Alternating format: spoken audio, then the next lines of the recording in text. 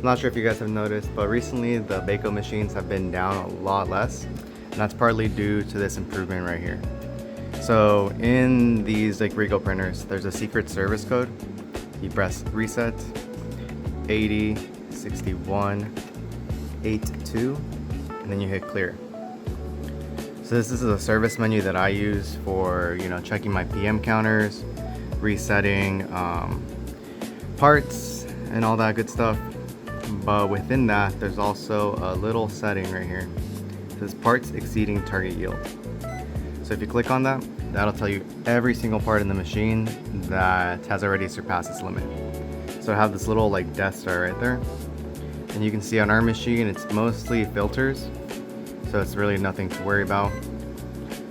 And then if you go over here, back to the PM counter, there's also an estimated usage rate. So if you're not sure something's about to go out soon, it'll tell you how many days it has left. So you can see this is all pretty good. The closest one I think was this one right here, image transfer roller. It says it has 13 days left. So I know like within the next week I have to call it in. But yeah, one thing that I noticed is that if I'm not here, no one's gonna know how to do this. So part of that improvement is going to be making this label right here, so that even if I have a day off, I'll have the label right there and anyone can press that button, press that service code, and check and call it in if it ever needs to be called in. So here's that same label on our 9100. Pretty much my goal for this label and for this improvement is for all the shops to kind of be using it.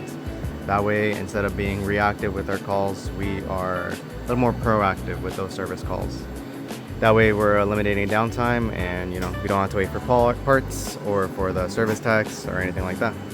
But yeah, that's my improvement right there.